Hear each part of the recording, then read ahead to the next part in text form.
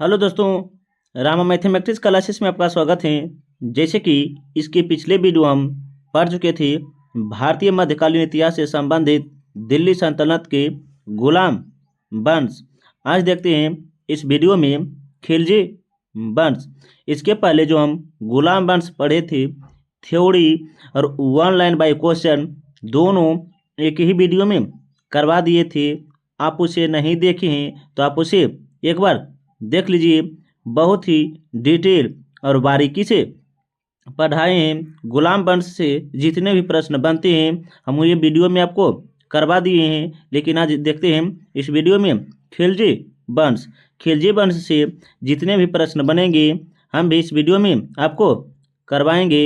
आप इसे ध्यानपूर्वक सुनते रहिएगा और साथ साथ अपने कॉपी पर नोट करते चलिएगा, ताकि अगर यहाँ से प्रश्न आए तो एग्ज़ाम हॉल में छूटने की संभावना बहुत ही कम बने और रिवीजन करने में बहुत ही आसानी हो।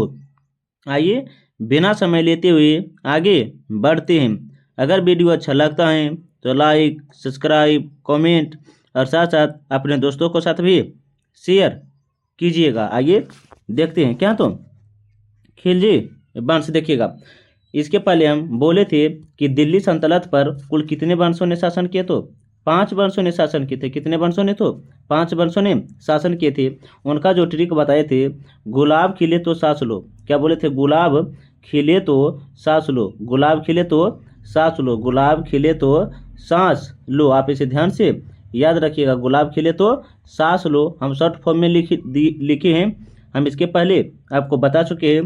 तो गु से हो जाता है गुलाम वंश, जो हम इसे पढ़ लिए हैं। या खी से हो जाता है खिलजी वंश, जो हम आज पढ़ेंगे। स से हो जाता है सैयद वंश, सॉरी क्या स से क्या हो जाता है, तो सैयद वंश। गुलाब खिले तो, सॉरी क्या, तो गुलाब खिले तो सांस लो। गु से हो जाता है गुलाम वंश।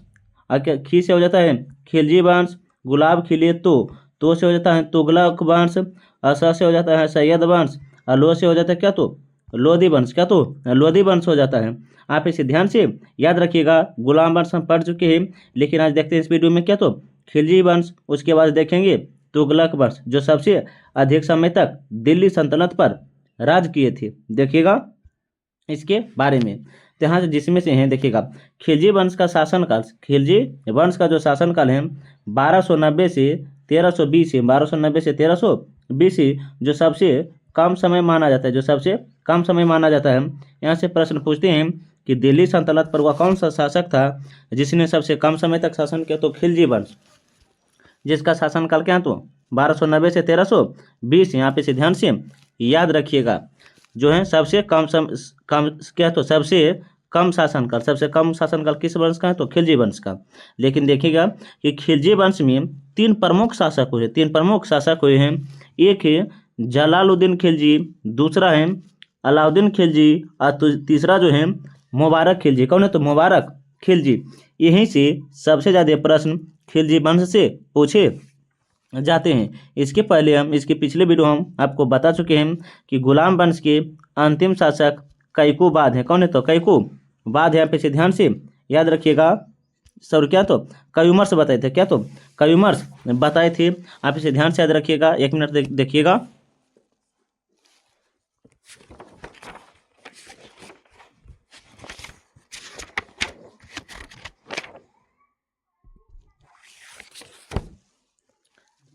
देखिए इसके पिछले वीडियो हम आपको बता चुके थे कि गुलाम वंश के अंतिम शासक कौन है, तो कयूमर्स है। कौन है, तो कयूमर्स है, जिसकी हत्या किसने की, तो जलालुद्दीन खिलजी ने की थी और खिलजी वंश की स्थापना की थी। देखिएगा हम खिलजी क्या, तो जलालुद्दीन खिलजी, अलाउद्दीन खिलजी और मुबारक खिलजी के बारे में पढ़ेंगे। देखिएगा जिसका है, देखिएगा क्या, तो जलालुद्दीन खिलजी का जो शासनकाल है 1290 से 1296 है। 1290 से 1296 है।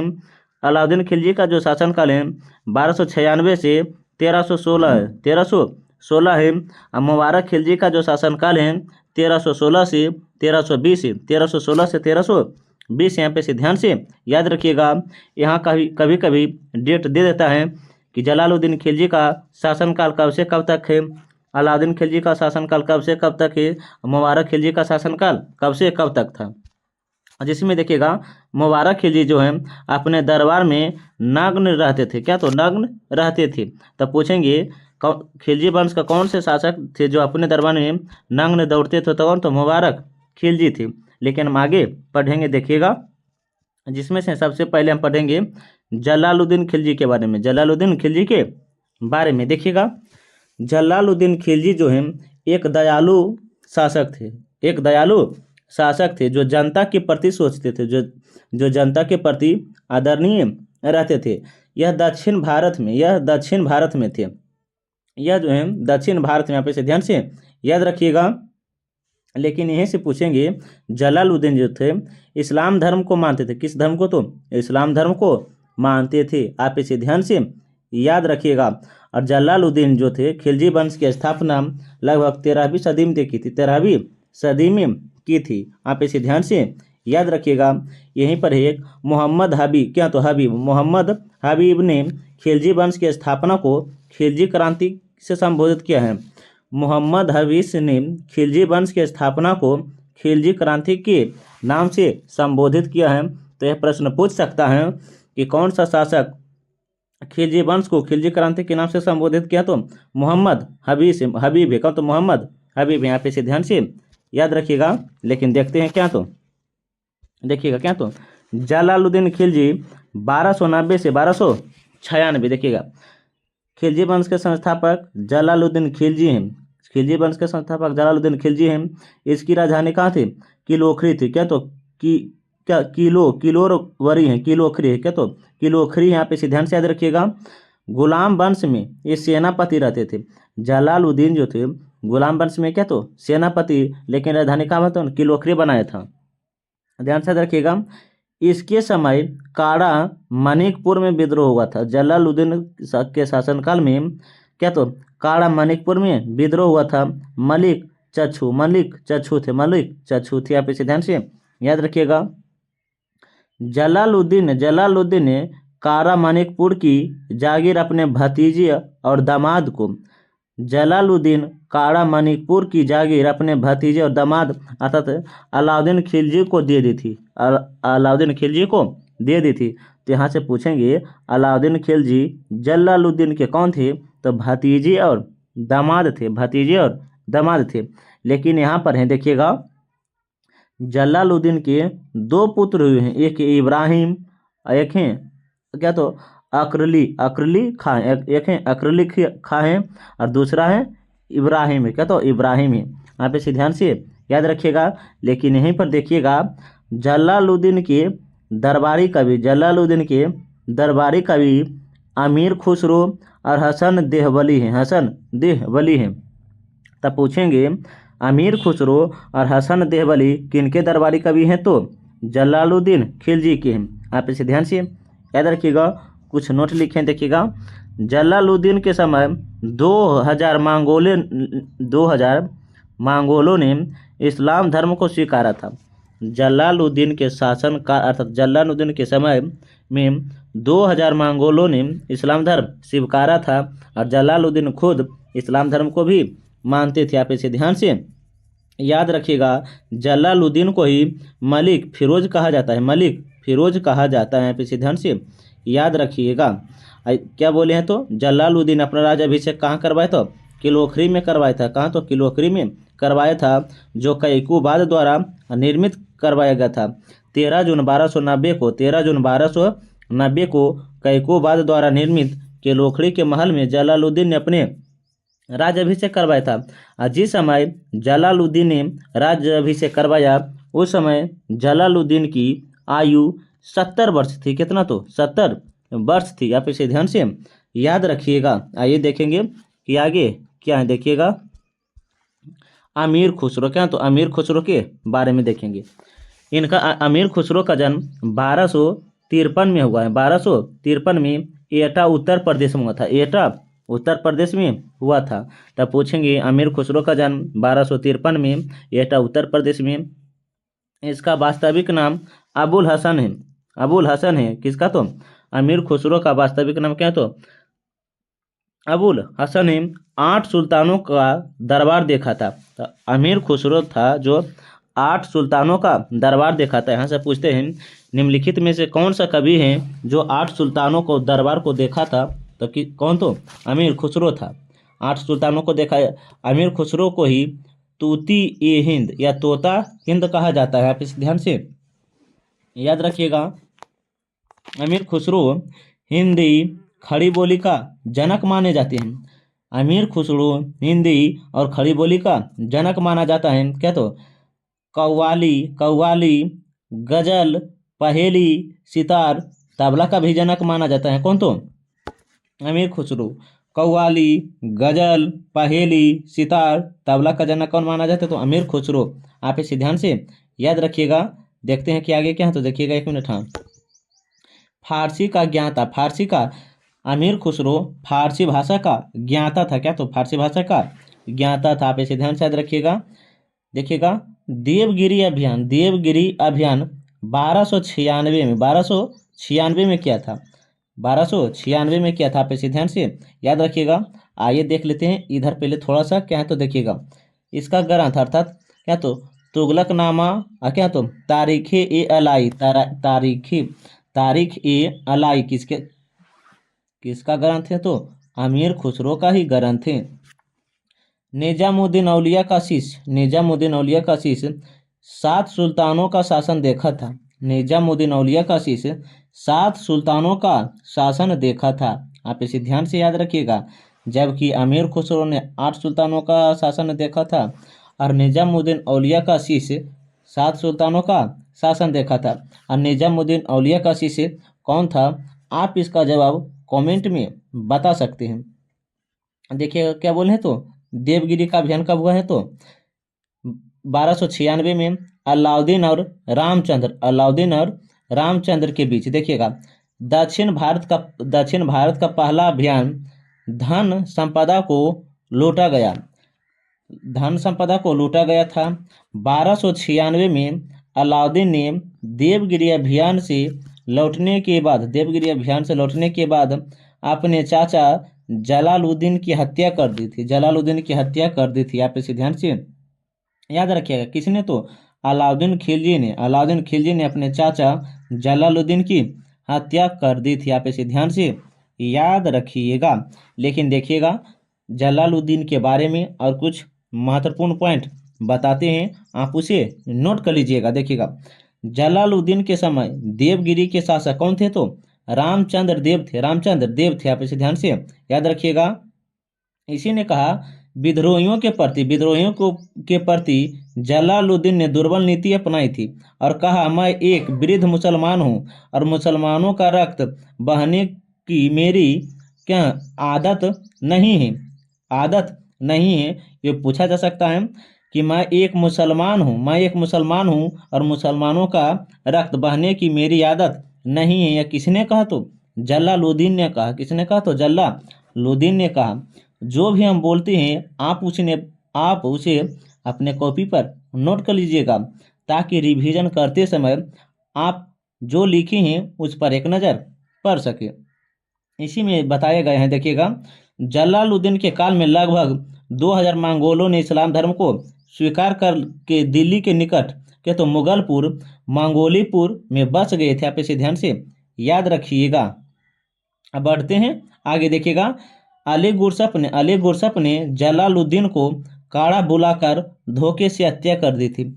अली गुरसप अर्थात अलाउद्दीन खिलजी का बचपन का नाम या वास्तविक नाम ही हम उसी के बारे में इसके बाद जलालुद्दीन के बाद पढ़ेंगे। देखिएगा, क्या? तो अलाउद्दीन खिलजी। देखिएगा, खिलजी वंश से बहुत ही प्रश्न पूछे जाते हैं। हम वे सभी एक ही वीडियो में थ्योरी और 1 लाइन बाई क्वेश्चन दोनों ही करवाएंगे। देखिएगा, क्या? तो अलाउद्दीन खिलजी का शासनकाल जो है 1296 से 1316 तक रहता है। 1296 से कितना?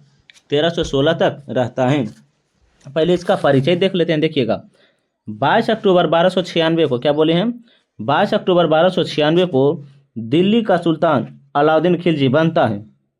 राज्याभिषेक बलबन के लाल महल दिल्ली में होता है, बलबन के लाल महल दिल्ली में होता है। यहाँ पे से ध्यान से याद रखिएगा। इसके पहले हम बता चुके हैं कि लाल महल कहाँ है, तो दिल्ली में। किसी ने बनवाया, तो बलबन ने बनवाया था। लेकिन देखिएगा अलाउद्दीन खिलजी ने अनेक उपाधियां धारण की थी, जिनमें से हम आपको कुछ बताते हैं। देखिएगा, बचपन का नाम अली गुरसफ था। अमीर उल क्या, तो अमीर उल मोमोनियन क्या, तो मोमिनियन। इसके अलावा है सिकंदर ए शाहानी। सिकंदर ए शाहानी किसने चलाया, तो अलाउद्दीन खिलजी ने ही चलवाया था। सिक्कों पर अंकित सिकंदर हैं द्वितीय क्या, तो सिकंदर द्वितीय करवाया था। भारत का समुद्रगुप्त, किसी का, भारत का समुद्रगुप्त की उपाधि भी धारण की थी। किसने, तो अलाउद्दीन खिलजी। विश्व का सुल्तान, जनता का क्या, तो चरवाहा, युग का विजेता, ये सभी उपाधि किसने धारण की, तो अलाउद्दीन खिलजी ने धारण की थी। आप इसे ध्यान से याद रखिएगा। क्या बोले हैं, देखिएगा, अमीर उल मोमिन, अमीर उल मोमिन की उपाधि भी किसने धारण की थी, तो अलाउद्दीन खिलजी ने ही धारण की थी। आप इसे ध्यान से याद रखिएगा। लेकिन देखिएगा क्या, तो शासन व्यवस्था में सुधार, शासन व्यवस्था में सुधार, आर्थिक और सैनिक सुधार, क्या, तो राजतत्व सिद्धांत एवं दैवीय सिद्धांत, निरंकुश, राजा का निरंकुश, राजा का निरंकुश होना, ये सभी क्या, तो शासन व्यवस्था में सुधार है। अलाउद्दीन के समय मंगोलों ने सर्वाधिक आक्रमण किए थे। तब पूछेंगे किस खिलजी वंश के शासनकाल में मंगोलों ने सर्वाधिक आक्रमण किया, तो अलाउद्दीन खिलजी के शासनकाल में। अलाउद्दीन ने देवगिरी के शासक रामचंद्र को राय क्या, तो राय रासन की उपाधि दी थी। राय के देखिएगा, राय रासन की उपाधि दी थी। देखिएगा, दोबारा बोलते हैं, राय क्या बोले हैं, क्या, तो राय रायन की उपाधि दी थी। राय रायन की उपाधि दी थी। तब पूछेंगे अलाउद्दीन खिलजी, क्या बोले, अलाउद्दीन खिलजी देवगिरी के शासक रामचंद्र को क्या, तो रायन की उपाधि दी थी। रायन की उपाधि दी थी। आप इसे ध्यान से याद रखिएगा। देखते हैं कि आगे क्या है, तो देखिएगा, अलाउद्दीन खिलजी के सेनापति, अलाउद्दीन खिलजी के सेनापति उलगू खां क्या, तो नुस्तर खां, जाफर खां, मलिक काफूर थे। उत्तर भारत के अभियान में उलगू खां और नुस्तर खां थे। मंगोल आक्रमण में मारा गया जाफर खां। दक्षिण भारत के अभियान में मलिक काफूर थे। आप इसे ध्यान से याद रखिएगा। लेकिन इसी में देखेंगे अलाउद्दीन खिलजी विजय अभियान विस्तार साम्राज्य, अलाउद्दीन खिलजी विजय अभियान साम्राज्य विस्तार, जिसमें उत्तर भारत के अभियान और दक्षिण भारत के अभियान। गुजरात के अभियान 1298 में किया था। क्या, तो रणथंभौर का अभियान 1301 में किया था। चित्तौड़ का अभियान 1303 में किया था। मालवा का अभियान 1305 में किया था। देवगिरी का अभियान 1296 में किया था। बरगल का अभियान 1309 में किया था। होयसल का अभियान 1310 में किया था। पांडे का अभियान 1311 में किया था। 1311 में किया था। आप इसे ध्यान से याद रखिएगा। लेकिन देखिएगा इसी में उत्तर भारत के अभियान, गुजरात का पाटन अभियान 1298 में किया था। 1298 में किया था। आप इसे ध्यान से याद रखिएगा। प्रथम अभियान राजा कर्णदेव के विरुद्ध किया था। मालिक काफूर खरीदा किसे, तो अलाउद्दीन खिलजी को। कितने में, तो 1000 दिनार में, जिसे हजारी दिनार भी कहा जाता है। अलाउद्दीन खिलजी को हजारी दिनार भी कहा जाता है। आप इसे ध्यान से याद रखिएगा और नोट भी कर लीजिएगा।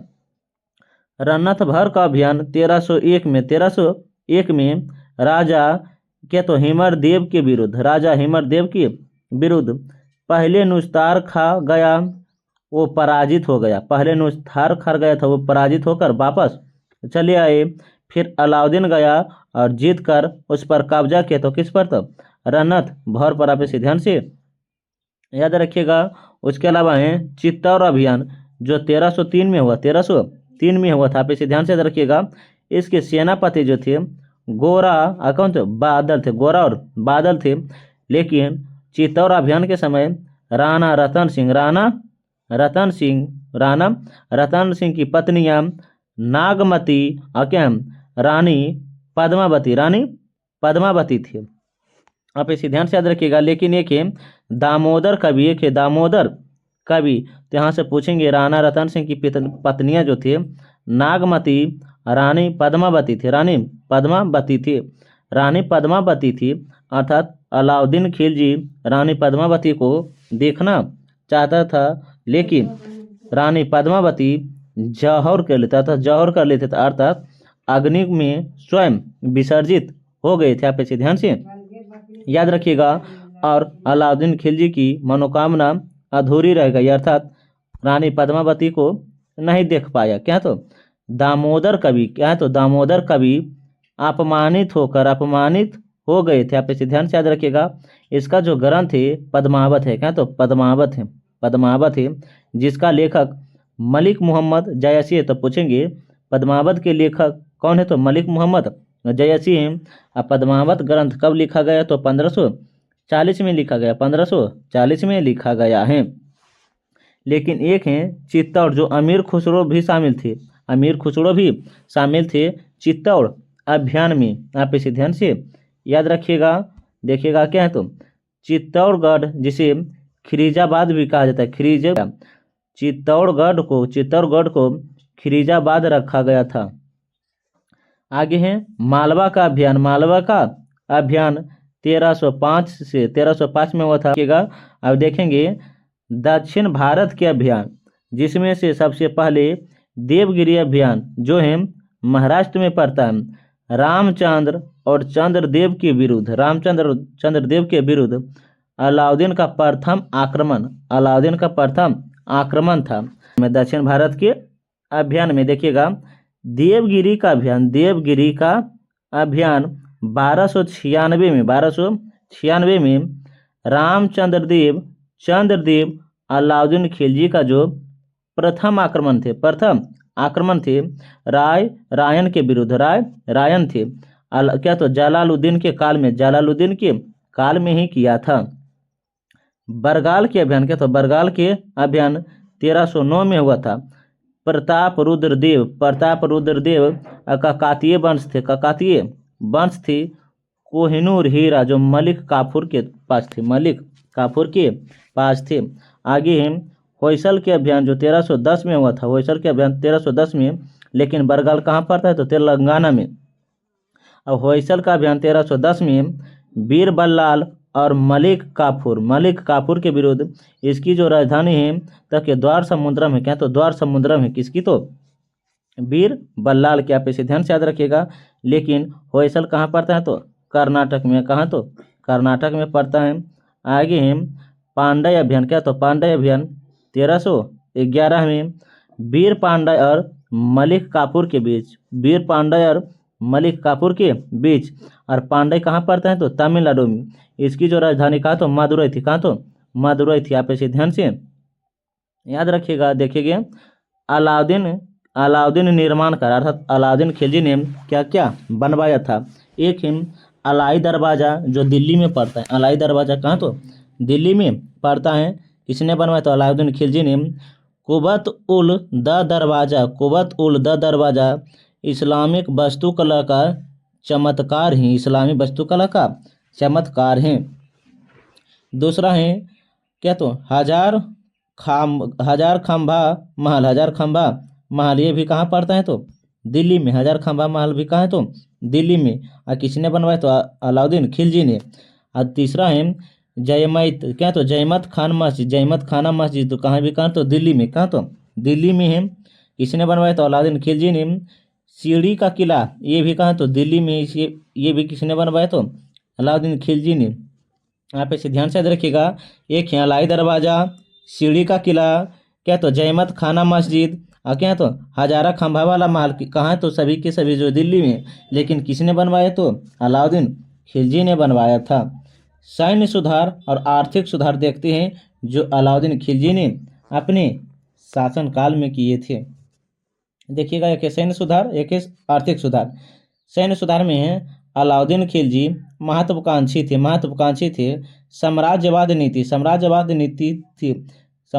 नीति क्या? शासक सेना का गठन अस्थाई सेना, शासक सेना का गठन अस्थाई सेना, लेकिन नगद वेतन वृद्ध आर्थिक सुधार किए थे। हुलिया और घोड़े दाग प्रथा चलवाया था किसने? तो अलाउद्दीन खिलजी नहीं चलवाया था। आप इसे ध्यान से याद रखिएगा। एक है क्या? तो देखिएगा, दशमलव प्रणाली पर सेना का गठन किसने किया? तो अलाउद्दीन खिलजी ने।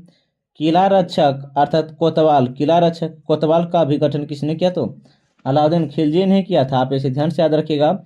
लेकिन हुलिया और घोड़े दगवाने की प्रथा अलाउद्दीन खिलजी ने प्रारंभ किया था।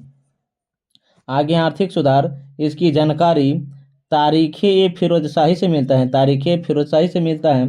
प्रमुख आधार साम्राज्यवादी नीति, आर्थिक राजकोष प्राप्ति थी। तीसरा है राजस्व नीति। क्या? तो राजस्व नीति भूमि पैमाइश पर क्या थे? लगान है। पैसे ध्यान से याद रखिएगा। लेकिन इसी में बताया गया है क्या? तो देखिएगा, भूमि राजस्व नीति भूमि पैमाइश पर लगान थे। इकाई बिस्पा थी। अर्थात देखिएगा, इसमें बहुत अच्छा से समझाए गए हैं। भू राजस्व खराज का 50%, क्या? तो खोम्स अर्थात तो लूट कर का 50 से 80%। दान की भूमि खालसा थे। व्यापारी कर हिंदू से 10%, मुस्लिम से 5%। ये सभी वहाँ की आर्थिक नीतियाँ थी। आप इसे ध्यान से याद रखिएगा। लेकिन इसके कुछ विभाग भी थे। क्या? तो दीवान एक मुक्त खराज जो कर से संबंधित थी। दीवान ए रियासत जो आर्थिक से संबंधित थी। ये सभी किसने चलवाए? तो अलाउद्दीन खिलजी। ये जो संबंधित थे सभी आर्थिक सुधार से संबंधित थे। क्या? तो आर्थिक सुधार से संबंधित थे। आप इसे ध्यान से याद रखिएगा।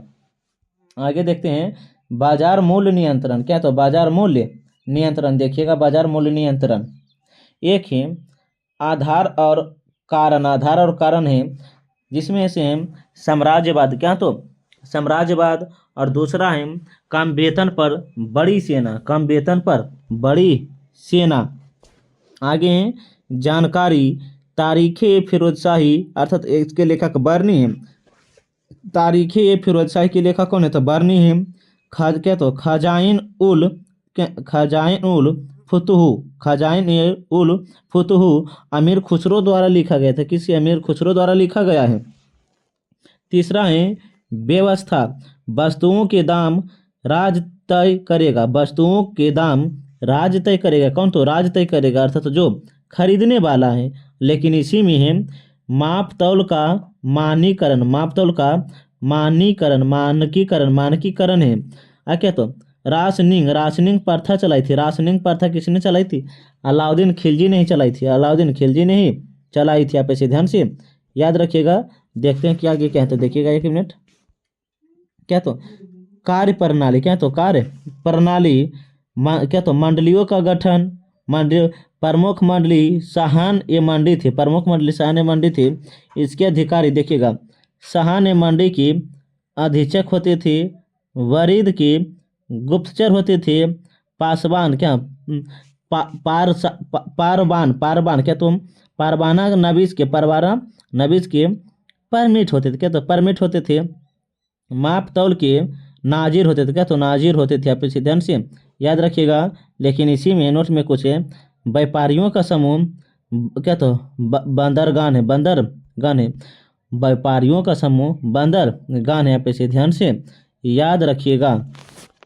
लेकिन इसी में मार्को पोलो इटली का यात्री इसी समय भारत आया। तब पूछेंगे मार्को पोलो जो इटली की यात्री था, गुलाम वंश की किसके शासनकाल में आया था? तो खिलजी वंश के शासनकाल में। लेकिन पूछेंगे खिलजी वंश के उस समय किसका शासन था? तो अलाउद्दीन खिलजी का शासनकाल था। आप इसे ध्यान से याद रखिएगा। अलाउद्दीन की मृत्यु 1316 में क्या तो जलोधर में हुआ था, जलोधर रोग से हुआ, जलोधर रोग से हुआ है।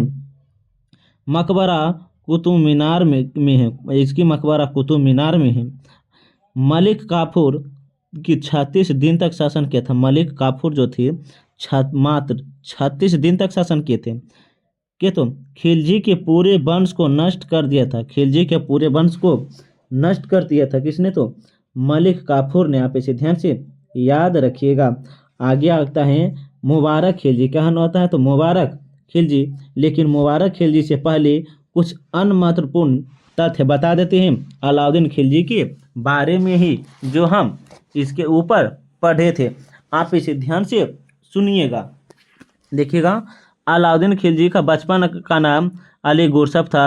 खुद को सिकंदर द्वितीय, सिकंदर ए सहानी कहा था। लेकिन अलाई दरवाज़ा, अलाई मीनार, क्या बोले हैं? अलाई दरवाज़ा, अलाई मीनार का किसने निर्माण किया? तो अलाउद्दीन खिलजी ने किया था। अलाई दरवाज़ा, अलाई क्या बोले हैं? अलाई दरवाज़ा एक है। अलाई दरवाज़ा और अलाई मीनार का निर्माण किसने किया? तो अलाउद्दीन खिलजी ने ही किया था। खलीफा का पद को स्वीकार किया था। खलीफा के पद को स्वीकार किसने किया? तो अलाउद्दीन खिलजी ने। खलीफा के पद को स्वीकार किसने किया? तो अलाउद्दीन खिलजी ने ही किया था। लेकिन नया धर्म करना चाहा था किसने? तो अलाउद्दीन खिलजी ने।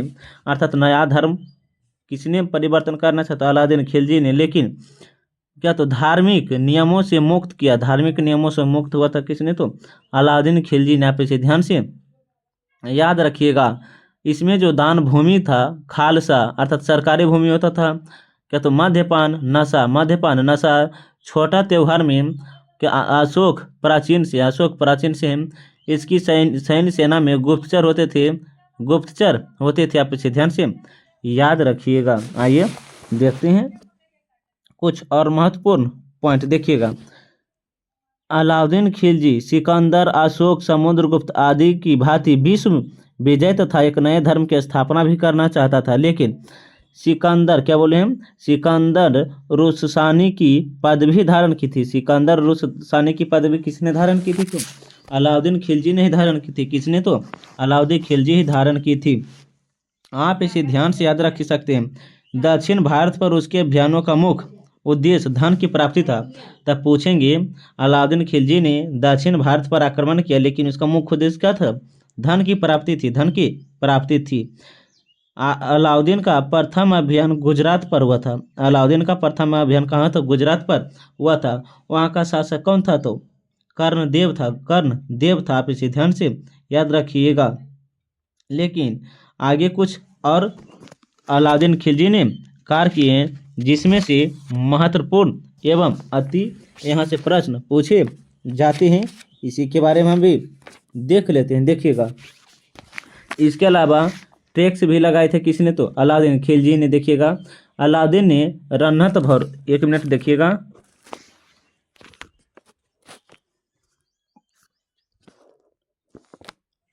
देखिएगा क्या बोले हैं अलाउद्दीन ने, क्या बोले हैं? अलाउद्दीन ने रणथंभौर दुर्ग पर 1300 में घेरा डाला था। अलाउद्दीन का चित्तौड़ विजय 1302 से 1303 में किया था। आप इसे ध्यान से याद रखिएगा। जजिया जकात, खुम्स, खराज, चढ़ी और धड़ी ये किसने चलवाए? तो अलाउद्दीन खिलजी ने। ये जो होते थे 6 प्रकार के टैक्स होते थे। कौन कौन? तो जजिया, जकात, खुम्स, खराज, जड़ी, धड़ी। आप इसे ध्यान से याद रखिएगा। यहाँ अलाउद्दीन खिलजी के बारे हम पढ़ लिए हैं। आगे अब देखेंगे किसके बारे में? तो मुबारक खिलजी के बारे में। किसके बारे में? तो मुबारक खिलजी के बारे में। जो भी हम आपको पढ़ा रहे हैं, आप उसे एक बार पुनः देख लीजिएगा, ताकि अगर यहाँ से प्रश्न बने तो छूटने की संभावना बहुत ही कम बने। अनाज को दिल्ली ले आने की व्यवस्था अलाउद्दीन के बाजार नियंत्रण से ही संबंधित किया। तो किसने? तो अलाउद्दीन खिलजी ने ये सभी किया था। आप इसे ध्यान से याद रखिएगा। इसके अलावा देखिएगा, बरनी की रचना तारीख़-ए फिरोज शाही है। तबक़ात-ए जहांगीरी अमीर खुसरो की रचना है। आप इसे ध्यान से याद रखिएगा। इब्न बतूता जो है रेहला पुस्तक के लेखक हैं। रेहला पुस्तक के लेखक हैं। ये सभी से बाजार नियंत्रण की पद्धति की जानकारी मिलता है। किसके बारे में? तो अलाउद्दीन खिलजी के बारे में। अब आगे देखेंगे किसके बारे में? तो मुबारक खिलजी। मुबारक खिलजी देखिएगा, मुबारक खिलजी से ज़्यादा ऐसे प्रश्न नहीं बनता है देखिएगा, लेकिन फिर भी पढ़ लेते देखिएगा क्या। तो मुबारक खिलजी 1316 से 1320 तक रहता है। इसे पागल बादशाह स्वयं को खलीफा कहा था। स्त्री वस्त्र पहनता था। कौन? तो मुबारक खिलजी। स्त्रियों की सभा में नग्न दौड़ता था। कौन? तो मुबारक खिलजी। आप इसे ध्यान से याद रखिएगा, लेकिन कुछ और महत्वपूर्ण तथ्य बोलते हैं, आप उसे भी ध्यान से सुनिएगा देखिएगा क्या। तो कुतुबुद्दीन ऐबक मुबारक खिलजी को कुतुबुद्दीन मुबारक खिलजी को 19 अप्रैल 1316 को दिल्ली का सुल्तान बना दिया था। लेकिन देवगिरी पर चढ़ाई कब हुआ? तो 1318 में। वहाँ के शासक हरदेव पाल थे। अलाउद्दीन खिलजी ने अपना उत्तराधिकारी शिहाबुद्दीन को घोषित किया था। शिहाबुद्दीन को घोषित कर दिया था। लेकिन हम किसके बारे में पढ़ रहे हैं? तो मुबारक खिलजी के बारे में पढ़ेंगे देखिएगा। ये जो संबंधित थे सभी किससे संबंधित थे? तो मुबारक खिलजी से संबंधित थे। जो भी हम बोले हैं, मुबारक खिलजी अर्थात खिलजी वंश से जितने भी प्रश्न बनते हैं हम वे सभी आपको करवा दिए हैं। लेकिन ये जो है थ्योरी करवाए हैं क्या? तो थ्योरी करवाए हैं। इसी वीडियो में हम देख लेते हैं खिलजी वंश से वन लाइन वाई क्वेश्चन जो किस रूप में। खिलजी वंश जो है वन लाइन वाई क्वेश्चन देखिएगा।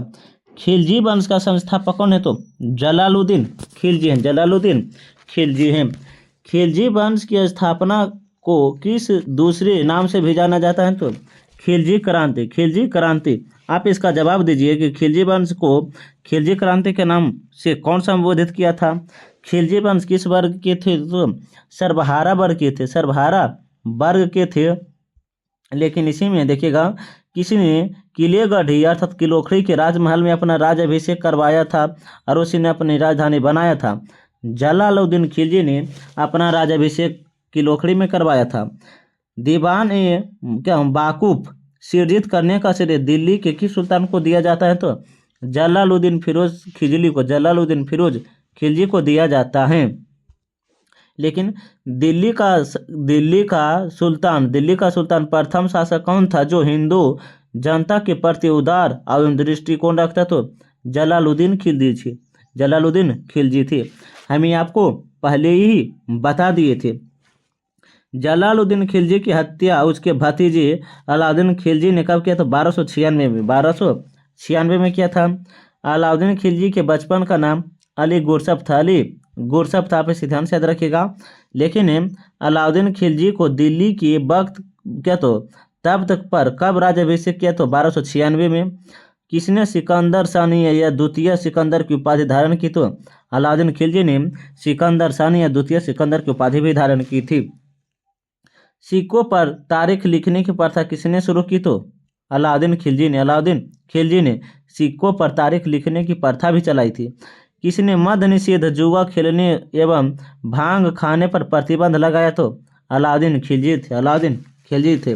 मद्य निषेध, जुआ खेलने, भांग पीने पर क्या? तो नुस्तर खान ने हिंदू हिजड़ी एवं मालिक काफूर को कितने में खरीदा? तो 1000 दिनार में खरीदा।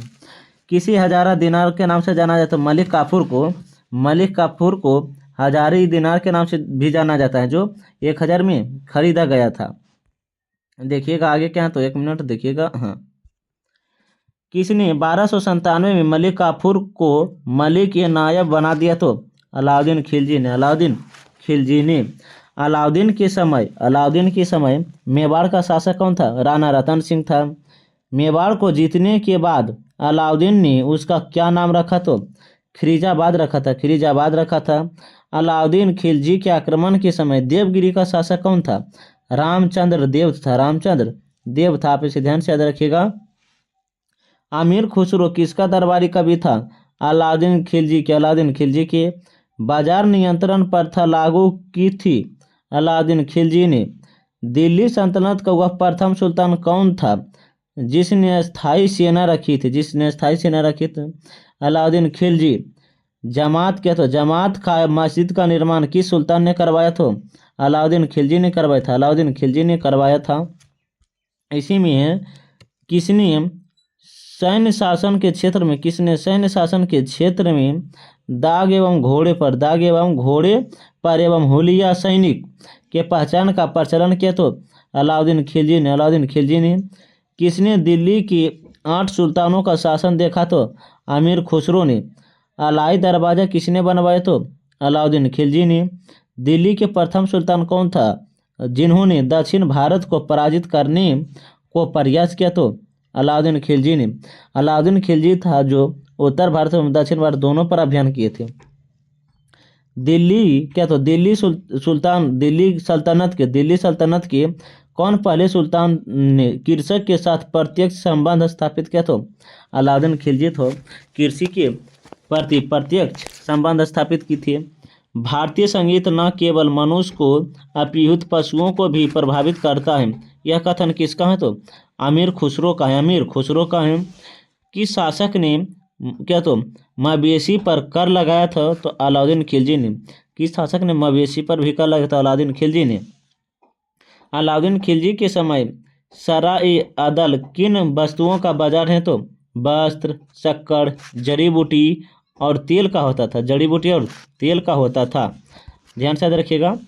अलाउद्दीन खिलजी ने कौन सी दक्षिण राज्य को खिलजी साम्राज्य में मिलाया? तो देवगिरी को। सल्तनत काल में सर्वाधिक स्थायी सेना किसकी थी? अलाउद्दीन खिलजी की। सल्तनत काल में भूराजस्व का सर्वोत्तम ग्रामीण अधिकारी कौन होते? तो चौधरी होते थे। कौन? तो चौधरी होते थे। किसे तूतीय हिंद या भारत का तोता कहा जाता है? तो अमीर खुसरो को। आप इसे ध्यान से याद रखिएगा। आगे क्या? तो देखिएगा। एक घोड़े वाला सैनिक 2 अस्पा 2 घोड़े वाले सैनिक का प्रारंभ अलाउद्दीन खिलजी ने करवाया था। अलाउद्दीन खिलजी ने ही करवाया था। सबसे अधिक बार और सर्वाधिक भीषण मंगोल आक्रमण किसके शासनकाल में हुआ? तो अलाउद्दीन खिलजी के शासनकाल में। अलाउद्दीन खिलजी के शासनकाल में।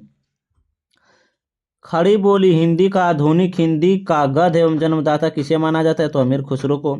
अमीर खुसरो को किसी गायन शैली का जन्मदाता माना जाता है? तो कव्वाली का। किस सुल्तान ने सैनिकों को भू अनुदान के स्थान पर नगद वेतन देने की प्रथा चलाई? तो अलाउद्दीन खिलजी ने। देखिएगा। किस सुल्तान ने सिकंदर द्वितीय की उपाधि धारण की? तो अलाउद्दीन खिलजी ने। किस सुल्तान के काल में खालिसा भूमि का अधिक पैमान विकसित हुआ? तो अलाउद्दीन खिलजी के शासनकाल में। बाजार के अधीक्षक को क्या कहते थे? सहाना या मंडी। मालिक काफूर के बाद कौन शासक बनता? तो शहाबुद्दीन उमर बनता है। किसने खलीफा के आदेशों को नहीं माना था? तो मुबारक खिलजी तो था।